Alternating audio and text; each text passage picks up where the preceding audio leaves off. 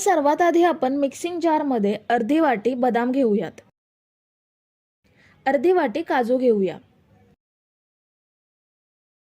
हाड मजबूत राहण्यासाठी अर्धी वाटी डिंक घ्यायचा आहे। आता ह्यांची छान पावडर बनवून घ्यायची। तर हे बघा, ह्यांची छान अशी पावडर बनवून घेतली आहे। अगदी पीठ झालं नाही तरी चालेल, पण थोडं बारीक झालं पाहिजे। आता खोलगट पॅन मध्ये 1 वाटी गव्हाचं पीठ घ्यायचं आहे। आपलं नेहमीचं जे चपातीचं पीठ असतं तेच घेतलंय। त्याच सेम वाटीने 1 वाटी तूप घ्यायचं आहे। आता पीठ तुपामध्ये छान मिक्स करून घ्यायचं। गव्हाचं पीठ आपल्याला मंद ते मध्यम आचेवरती हलका बदामी रंग येईपर्यंत भाजून घ्यायचं आहे। शक्यतो फास्ट गॅसवरती भाजायचं नाहीये। जेवढं आपण मंद आचेवरती भाजू तेवढी सुकडीला चव खूप छान येईल। तर हे बघा, गव्हाच्या पिठाला छान बदामी रंग यायला सुरुवात झाली आहे। आता यामध्ये ड्रायफ्रूटची जी पावडर तयार केली आहे ती घ्यायची आहे। अर्धा ते पाऊण वाटी सुकं खोबरं घ्यायचं आहे। सुक्या खोबऱ्याऐवजी नारळाची रेडीमेड पावडर मिळते, जिला आपण डेसिकेटेड कोकोनट म्हणतो, ती सुद्धा घेऊ शकता। पण रेडीमेड नारळाच्या पावडरपेक्षा घरचं किसलेलं सुकं खोबरं शरीराला भरपूर चांगले गुणधर्म देतं। आता ही पावडर आणि सुकं खोबरं सुद्धा साधारण 2 ते 3 मिनिटे गव्हाच्या पिठासोबत छान भाजून घेऊया। ड्रायफ्रुट्स आणि सुकं खोबरं भाजून झाल्यावर ह्यामध्ये अर्धा चमचा वेलची पावडर घेऊया। वेलची पावडर सुद्धा ह्यामध्ये छान मिक्स करून घ्यायची आहे। वेलची पावडर मिक्स केल्यावर गॅस बंद करायचा आणि हे प्लॅटफॉर्मवरती घ्यायचं। गॅसवरून बाजूला केल्यावर हे मिश्रण हळूहळू घट्ट होत जातं। ह्यामध्ये लगेच 1 वाटी गूळ ॲड करायचा। गूळ इथे मी किसून घेतलाय। तुम्ही सेंद्रिय गुळाची पावडर मिळते ती सुद्धा घेऊ शकता। गूळ ह्यामध्ये छान एकजीव करायचा। हे मिश्रण जसं जसं थंड होऊ लागतं तसं हे घट्ट होत जातं। गूळ मिक्स केल्यावर हे मिश्रण आपल्याला एका प्लेटमध्ये काढून सेट करून घ्यायचं आहे। प्लेटला मी आधीच तूप लावून घेतलंय, त्यामुळे वड्या पाडल्यावरती लगेच प्लेटपासून सेपरेट होतील। आता चमच्याने हे वरून छान प्लेन करून घेऊया, किंवा वाटीच्या तळाने सुद्धा ह्या पद्धतीने प्लेन करून घेऊ शकता। आता हे अर्धा तास थंड करायला ठेवूया। तर हे बघा, आपण हे अर्धा तास थंड करून घेतलंय। आता याच्या वड्या पाडूयात। ह्या पौष्टिक सुकडीच्या वड्या तुम्ही रोज मुलांना डब्यामध्ये एक देऊ शकता, किंवा सकाळी 1 ग्लास दुधासोबत देऊ शकता। तुम्ही जर इथेपर्यंत रेसिपी बघताय तर तुम्हाला एक विनंती आहे की व्हिडिओला एक लाईक जरूर करा। वड्या पाडून झाल्यात। एक वडी मी तुम्हाला तोडून दाखवते। ही बघा, खूप छान खुसखुशीत झाली आहे। मुलांना डब्यामध्ये गोड चॉकलेट किंवा केक देण्यापेक्षा असे पौष्टिक पदार्थ नक्की देऊ शकता।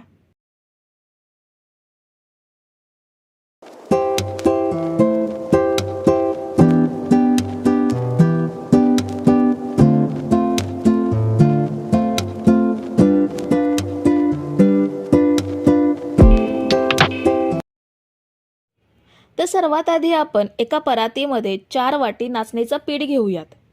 सगळं साहित्य आपण ह्या एकाच वाटीने घेणार आहोत। इथे आपण नाचणी स्वच्छ धुवून सुकवून त्याचं पीठ बनवून घेतलंय। रेडीमेड नाचणीच्या पिठाचा सुद्धा वापर करू शकता। आता ह्यामध्ये अर्धा टीस्पून मीठ घेऊयात आणि ह्यामध्ये थोडं थोडं पाणी घेऊन आपल्याला पीठ भिजवून घ्यायचं आहे। जसं आपण कोणत्याही भाकरीसाठी पीठ भिजवतो सेम तसंच आपल्याला पीठ भिजवून घ्यायचं आहे। फक्त पीठ जास्त मळून घ्यायची गरज नाहीये। पीठ भिजवून फक्त गोळा बनवून घ्यायचा आहे। तर हे बघा, पीठ आपण भिजवून घेतलंय। आता याचे छोटे छोटे गोळे करून घेऊयात आणि हे गोळे आपल्याला हातावरती थापून छोट्या छोट्या भाकऱ्या बनवून घ्यायच्या आहेत। हाताला थोडं तूप सुद्धा लावून घेऊ शकता, म्हणजे पीठ हाताला चिकटत राहणार नाही। हे बघा, ह्या पद्धतीने छोट्या छोट्या भाकऱ्या बनवून घेऊयात।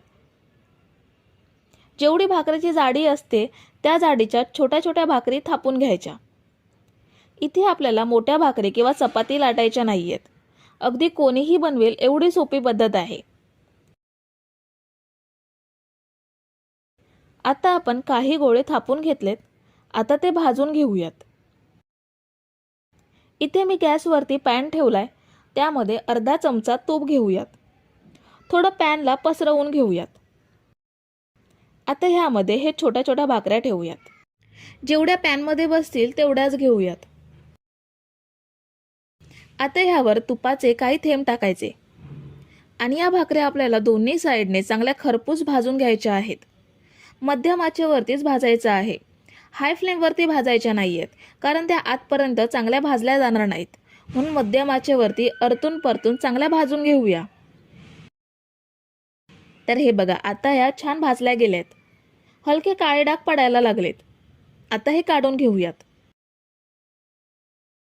आणि शिल्लक पिठाच्या भाकऱ्या सुद्धा अशाच तुपात भाजून घेऊया. तर हे बघा, आपण इथे सगळ्या पिठाच्या अशा छोट्या छोट्या भाकऱ्या तुपात भाजून घेतल्यात. प्रत्येक भाकरी अशी छान कडक भाजली गेली आहे. आता यांचे तुकडे करून घेऊयात. जेवढे मिक्सरला बारीक होतील तेवढे लहान लहान तुकडे करायचे. पण हे लगेच मिक्सरला लावायचे नाही आहेत, कारण अजून हे थोडे गरम आहेत. जेव्हा पूर्णपणे थंड होतील तेव्हा हे मिक्सरच्या जारमध्ये घेऊन बारीक करून घ्यायचे. तर आपण हे तुकडे फॅन खाली थंड करून घेतलेत. थोडे थोडे तुकडे मिक्सरच्या जारमध्ये घेऊन बारीक करून घेऊयात.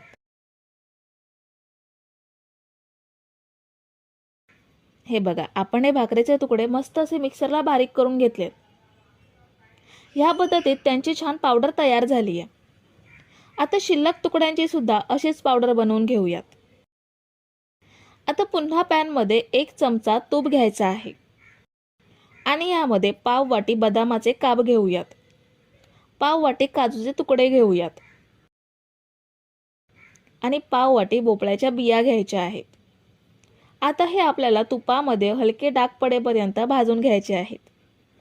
इथे तुम्ही सुकं खोबरं, खारीक, मनुके, अक्रोड असे तुमच्या आवडीचे ड्रायफ्रूट सुद्धा घेऊ शकता. आता या ड्रायफ्रूट्सना हलके डाग पडायला लागलेत. आता हे पॅनमधून काढून घेऊयात. ड्रायफ्रूट्स भाजून झाल्यावर आपल्याला मोठी अशी पसरट कढई घ्यायची आहे.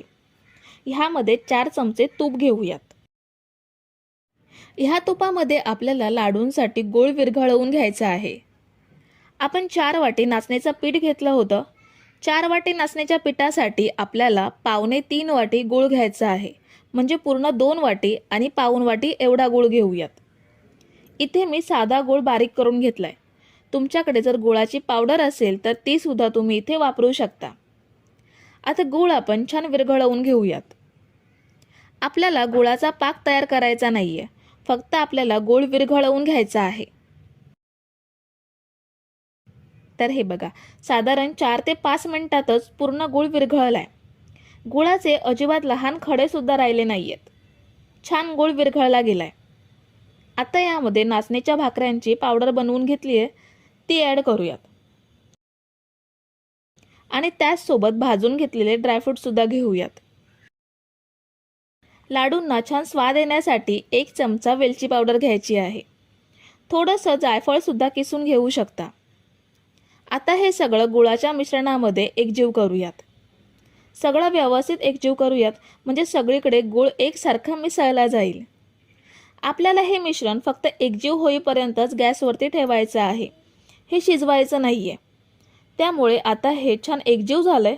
आता हे गॅस बंद करूयात आणि थंड करून घेऊयात. तुम्ही जर इथेपर्यंत रेसिपी बघताय तर तुम्हाला एक विनंती आहे की व्हिडिओला एक लाईक जरूर करा. तर आता आपलं मिश्रण कोमट झालंय. आपण हाताने लाडू वळून चांगला आकार देऊ शकतो एवढं थंड झालंय. आता ह्याचे लाडू वळून घेऊयात. हे खूप जास्त कोरडं नाहीये, त्यामुळे ह्याचे लाडू अगदी फटाफट वळले जातात. तर हा बघा, आपला पहिला दाणेदार मऊसूत नाचणीचा लाडू तयार आहे. सगळे लाडू आपण असेच वळून घेऊयात. हे लाडू जसे आपण गव्हाच्या पिठाचे चुरमा लाडू बनवतो तसेच सेम बनवलेत. फक्त गव्हाचं पीठ तुपामध्ये तळलं जातं, पण इथे आपण कमी तुपाचा वापर करून नाचणीच्या छोट्या छोट्या भाकऱ्या दोन्ही साईडला भाजून घेतल्यात आणि लाडू बनवलेत. आपण इथे सगळे लाडू बनवून घेतलेत. खूप छान लाडू तयार झालेत. तुम्हाला एक लाडू तोडून दाखवते. हे बघा, खूप छान लाडू तयार झालेत. हे तुम्ही मुलांना रोज डब्यामध्ये एक एक देऊ शकता किंवा घरी सुद्धा अदल्यामधल्या वेळेत मुलांना किंवा मोठ्यांना सुद्धा हा एक एक लाडू देऊ शकता.